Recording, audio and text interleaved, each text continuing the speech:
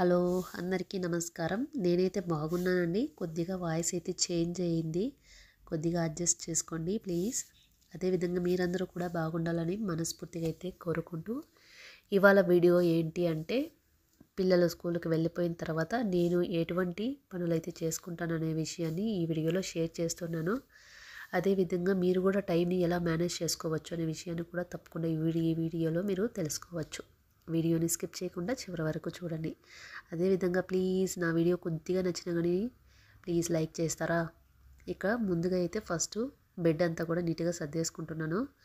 Bedsheets అన్నీ కూడా నీట్గా ఫోల్డ్ చేసి పెట్టేశాను. తర్వాత వాషింగ్ మిషన్ లోడ్ ఉంది, సో బట్టలన్నీ కూడా వేస్తున్నాను. మా పిల్లలు మా ఆయన అందరూ కూడా బట్టలు ఎలా ఉన్నవి అలానే వేసేస్తూ ఉంటారు మిషన్లో. దాన్ని నేను తిప్పి మళ్ళీ వేసుకోవాల్సి వస్తూ ఉంటుంది. ఇక ఈ లోడ్ అయ్యే అంతలోపు మనం ఇంకా కిచెన్ అంతా కూడా నీట్గా క్లీన్ చేసుకోవచ్చు. పాత్రలు కూడా వాష్ చేసుకునేవచ్చు. ముందుగా అయితే నేను కిచెన్లోకి అయితే వచ్చేసాను. మార్నింగ్ చేసినటువంటి టిఫిన్ ఉంటాయి కదా, సో అవన్నీ కూడా సపరేట్గా వేరొక బౌల్లో తీసుకుంటున్నాను. అలాగే ఉంచేసామనుకోండి ఈగలు దోమలన్నీ వస్తూ ఉంటాయి, చూడడానికి కూడా బాగుండదు. మనం చేయాల్సిన పని ఏంటంటే లెఫ్ట్ ఓవర్ కర్రీ కానీ రైస్ కానీ ఏదున్నా కానీ అన్నిటినీ తీసేసుకొని ఒక బౌల్లోకి పెట్టి మూత ఉన్నటువంటి బౌల్స్లో తీసి పక్కన పెట్టేసుకున్నాం అనుకోండి సరిపోతుంది. ఎందుకంటే నేను ఇక్కడ ఆఫ్టర్నూన్ కూడా కలిపి చేస్తాను కాబట్టి వాటన్నిటిని కూడా పక్కన వేరే బౌల్స్లోకి తీసి అయితే ఉంచుకుంటాను. ఎందుకంటే మార్నింగ్ ఆఫ్టర్నూన్ మళ్ళీ నైట్లో అన్నిసార్లు చేయడానికి టైము సరిపోదు కాబట్టి. తర్వాత కిచెన్ స్టవ్ అంతా కూడా నీట్గా ఒక తడిగుడ్డతో క్లీన్ చేసుకుంటున్నాను. ప్రతిరోజు ఇలా చేసుకోవడం వల్ల ఎక్కువ దోమలు ఈగలు అనేటివి రాకుండా ఉంటాయి. అదేవిధంగా మెస్సీగా లేకుండా చూడడానికి కూడా చాలా అందంగా ఉంటుంది కిచెన్ టాప్ అంతా కూడా. నేను ఇదే రోజు చేస్తాను. ఇలా నీట్గా ఉండడం అంటే నాకు చాలా ఇష్టం.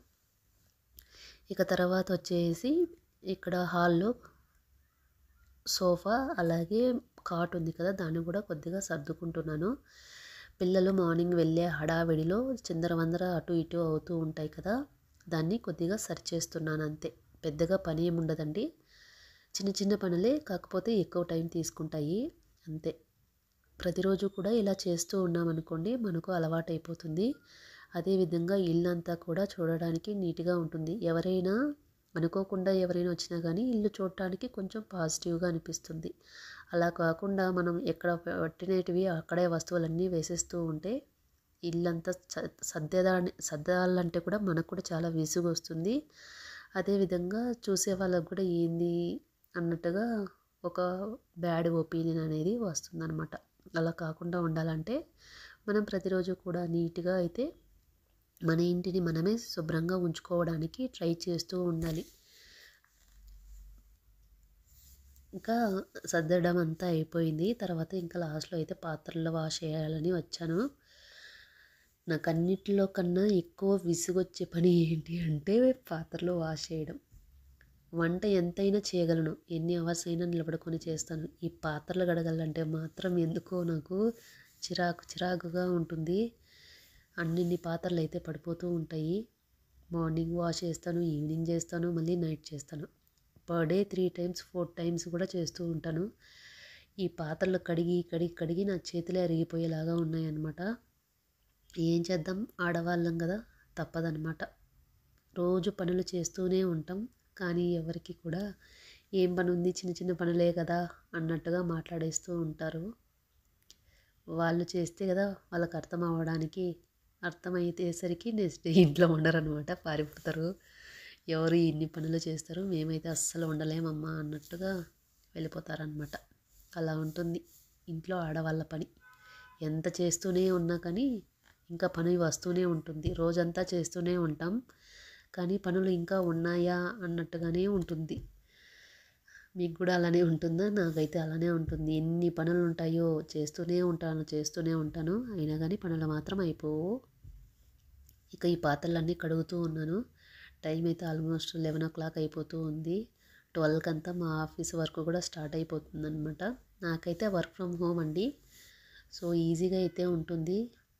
అంటే ఇంట్లో పని, ఆఫీస్ వర్క్, పిల్లలు, అన్ని పనులు కూడా నేను కరెక్ట్గానే మేనేజ్ చేసుకుంటాను. ఈ కరోనా వల్ల నాకు ఇదొక హెల్ప్ అయిందనమాట. లేకపోతే చాలా కష్టమయ్యేది నాకు.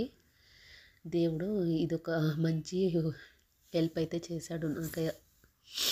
ఇక పాత్రలన్నీ కూడా నీట్గా వాష్ చేసుకుని సింక్ అంతా కూడా మళ్ళీ ఒకసారి కడిగేసుకుంటాను.